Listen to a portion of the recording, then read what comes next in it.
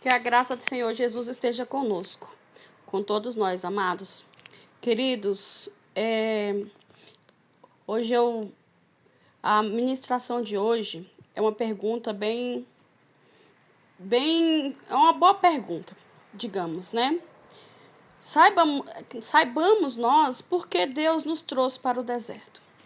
Qual era a intenção do Senhor que viéssemos para o deserto? Qual foi o desejo do coração de Deus? Porque nenhuma folha cai de uma árvore se não seja da vontade do Senhor. Nada acontece, né? Deus, ele tem propósito em nossas vidas. E quando ele vê que aquele propósito não está sendo cumprido, ele usa meios para que essas coisas venham acontecer. Não é que Deus nos trouxe para o deserto para nos ver sofrer, para que a gente pagasse o preço do sofrimento, da dor, não.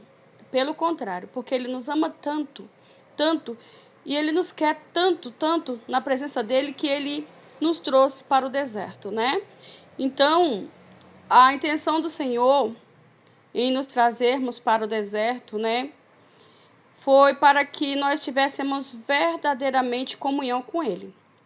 Porque muitas vezes, maioria de nós, né, não digo todos, né, mas pelo menos 90% das pessoas que estão no deserto foram pessoas que elas não estavam tendo comunhão com o Senhor. Tudo bem, você podia estar indo na igreja, podia ser líder, até mesmo pastor ou pastora, né? Você podia estar ali pregando, você podia estar ali fazendo todo domingo na igreja, todos os cultos, participando tendo chamado na igreja, só que o principal muitas vezes faltou, que foi a comunhão genuína com o Senhor. Que religiosidade nem sempre é sinônimo de comunhão com Deus, é sinônimo de conversão verdadeiramente, né? Nós estamos convertidos. Deus conhece nossos corações. Mesmo nós estamos lá na igreja constante, nós estamos ali fazendo tudo em prol da religiosidade, nem sempre aquilo ali agrada o coração do Senhor, né? Não estou dizendo que não é para a gente ir na igreja, não, gente. Claro que temos que irmos, temos que congregarmos, é necessário. Só que nós temos que buscar no Senhor a nossa verdadeira comunhão, né? Tem que haver conversão.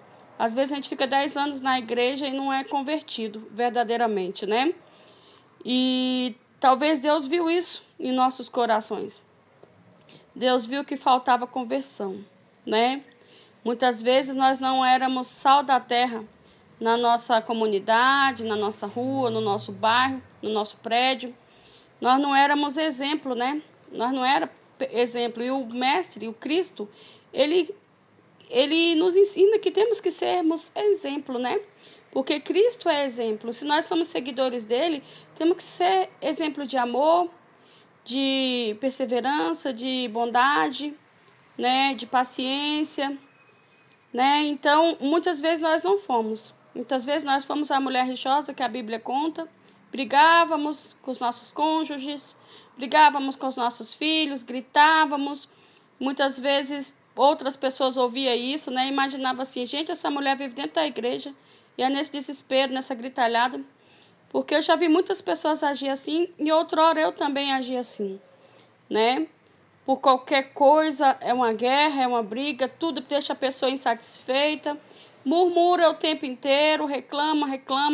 Aí Deus falou, eu vou dar um motivo para você reclamar de verdade. Vamos embora para o deserto para você refletir, né, nas suas atitudes, de como você está, e para ver se eu consigo converter você. Com certeza o Pai Celestial pensou assim, né? E ele nos trouxe para o deserto para isso, para termos um encontro conosco, para verdadeiramente termos um encontro, para salvar as nossas almas, para nós termos o privilégio de um dia ir ao encontro dele, né, sermos salvos, né? Para que nós tenhamos o privilégio da salvação, Deus nos trouxe para o deserto, que só aqui nós vamos ter tempo, né, e possibilidade de refletir em tudo que fizemos e como éramos. que até pouco tempo a gente achava que nós éramos a pessoa certa, que só o nosso cônjuge era o errado, que foi por culpa dele que tudo acabou, que foi porque ele nos traiu que tudo acabou. Tudo bem, amados. Nosso cônjuge pode ter errado muito, sim. O fato dele ter nos traído foi horrível, né? Foi muito feio da parte dele e com certeza cheirou muito mal às narinas do Senhor. Uma traição, né? Uma deslealdade, uma quebra de aliança. Só que nós sabemos que a chegar a esse ponto de traição, nós também temos a nossa parcela de culpa, né? Ninguém fala, mas ninguém é culpado de ser traído. Pois é, se você tem um cônjuge e você não dá assistência, você não dá amor, você não tem paciência, você não conversa, você não faz seu papel de esposa, não faz seu papel de marido, né? Muitas vezes seu cônjuge fica carente por aí, para lá e para cá, e você sempre com grosseria, sempre achando que é a dona do pedaço, que é o dono do pedaço, que você está acima de tudo, né? Que às vezes nós mulheres, né? Quando a gente está com salário bom, quando a gente está bem empregada, quando estamos progredindo financeiramente, a gente tem muita tendência, né? Não todas, mas algumas de nós, como eu mesmo, essa foi uma das minhas fraquezas, né?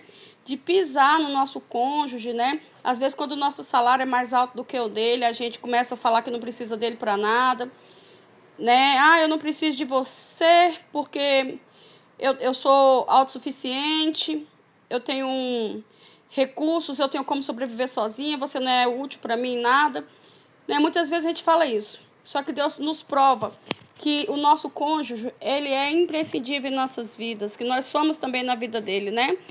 Como ele nos trouxe para o deserto, a gente viu quanto essa solidão foi severa, foi difícil, foi doída. Quantas vezes a gente precisou dos nossos cônjuges, né? Para coisas banais, coisas pequenas. Às vezes você está atarefada, tem muito trabalho, tem reunião da criança para ir na escola. Se seu cônjuge estivesse com você, ele poderia ir, né? Nem sempre quando se separa tem essa relação boa, né? Entre os cônjuges e as crianças. Às vezes tem, mas ele não está perto, mora longe, mora em outra cidade, nem sempre dá para vir nas reuniões de escola, nem sempre dá para ir buscar ou levar um filho na escola, levar no balé, levar num... Ou até mesmo, né, às vezes a gente passa dificuldade em casa, né, a gente trabalha tanto que a gente fica sobrecarregada, que temos dinheiro na conta e às vezes a gente chega, abre a geladeira e está faltando coisa. A gente imagina, se meu cônjuge estivesse aqui, essa hora isso não estava acontecendo, porque enquanto eu estava de um lado, me virando, ele estava do outro, né? Então, foi por isso que o Pai Celestial fundou o mundo, fez a terra, e a primeira coisa que ele fez foi o homem, logo após a mulher. Porque nós precisamos de um ajudador. O homem precisa da mulher como ajudadora e a mulher precisa do homem como ajudador. E os dois caminhar juntos, né? Um precisa do outro. Porque sozinho não se vive. Vivemos, mas é bem difícil. É bem doloroso a vida do solitário, né? Mas é bom para a gente refletir, né? Nas nossas atitudes, de como éramos, de como agíamos. Cada vez que eu sinto necessidade de algo que eu sei que o meu cônjuge poderia fazer para mim, eu penso nisso, né? Aí eu tô aprendendo. Porque eu estou no quarto deserto, né, gente? E não aprendi. É como se eu tivesse repetido uma série 4 vezes para me conseguir aprender, né? Mas eu sei que o Senhor está trabalhando e eu sei que o Senhor vai fazer, eu não tenho dúvida disso, como Ele fará também na sua vida, né? Essa é uma promessa do Senhor, ainda está de pé. E nós estamos passando pelo deserto, né? Nós não estamos morando no deserto e nem vivendo no deserto, porque foi necessário. Estivemos aqui outras vezes, alguns de nós, né?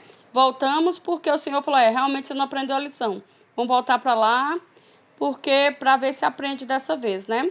Então, amados, eu venho compartilhar com vocês essas verdades.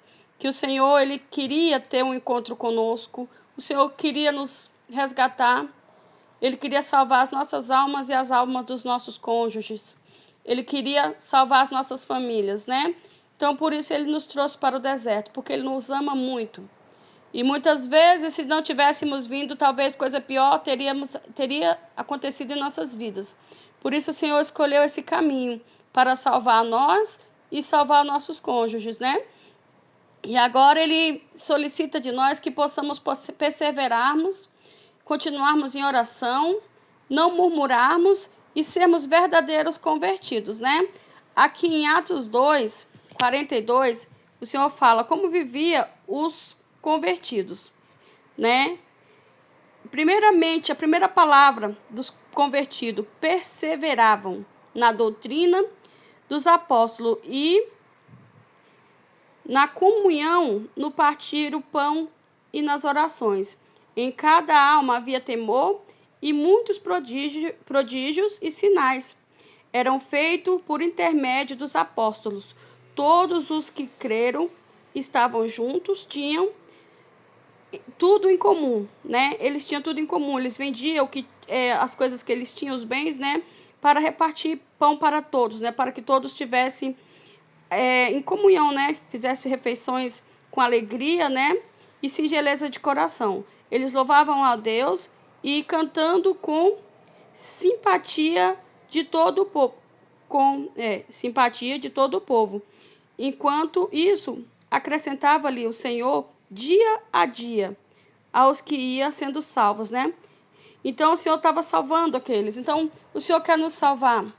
Para isso Ele quer que nós tenhamos perseverança, que façamos a vontade dEle. A vontade dEle é que Ele quer que nós deixamos de sermos a mulher rixosa que a Bíblia fala, que nós passamos a ter mais humildade, que nós passamos a perdoar. Por que Ele permitiu a traição? Para trabalhar o perdão em nós, para que nós saibamos liberarmos o perdão. Por que Ele permitiu a distância, né, o apartamento? Para que nós possamos dar valor, né, num cônjuge, quando ele está do nosso lado. Tratar com amor, com singeleza de coração, com delicadeza, né, da forma que gostaríamos de ser tratado. E nunca abrirmos nossa boca e dizer que não precisamos dele, porque precisamos. Porque se o Senhor nos uniu, porque Deus não une pessoas, Ele une propósito. Quando Ele permitiu que nos conhecêssemos, que fôssemos juntos ao altar, que nos casássemos, que formássemos uma família, Ele estava unindo um propósito. Ele tinha um propósito de uma família, que gerações e gerações fossem felizes e que um dia voltasse à presença dEle. Nós sabemos que esse é o desejo do nosso Senhor, que um dia possamos chegar à presença dEle com as nossas vestes brancas, né, limpas, sem maculadas, né, sem nenhuma sujeira, espiritualmente falando. Então, amados, nós vamos ponderar nessa palavra, vamos pensar nisso, né, que o Senhor quer que sejamos verdadeiramente convertidos. Não só ir na igreja e dizer que está sendo convertido, não. Religiosidade não salva ninguém, pelo contrário.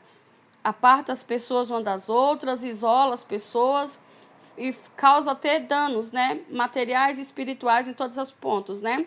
Então, como eu estou dizendo, o que o Senhor deseja de nós é que tenhamos um coração contrito, um coração quebrantado, cheio de amor, para com os nossos cônjuges, para com a nossa família, com os nossos filhos, para com os vizinhos, para com as pessoas, né? Coração novo, né? Um novo coração que o Senhor quer que tenhamos. E que nós possamos buscar, né, no Senhor também a libertação do nosso cônjuge, né? Que possamos orar por ele, pedir ao Senhor que afaste o nosso cônjuge dos lábios mentirosos da amante, né? Que afaste o nosso cônjuge do homem estranho, né? E pedir que a nossa família seja restaurada. Vamos continuar clamando, né? E pedindo ao Senhor que restaure primeiramente a nós. E assim que estivermos restaurados, o Senhor vai fazer o milagre acontecer, né? Ele quer primeiro nos restaurar. E no que Ele nos restaurar, Ele restaurará a nossa família como um todo. O nosso casamento, os nossos filhos, né? E todos nós. Amados, essa é a palavra que o Senhor botou no meu coração para me compartilhar com vocês, tá bom? Grande beijo. Gente, não esqueça de dar o like, ok? Beijos.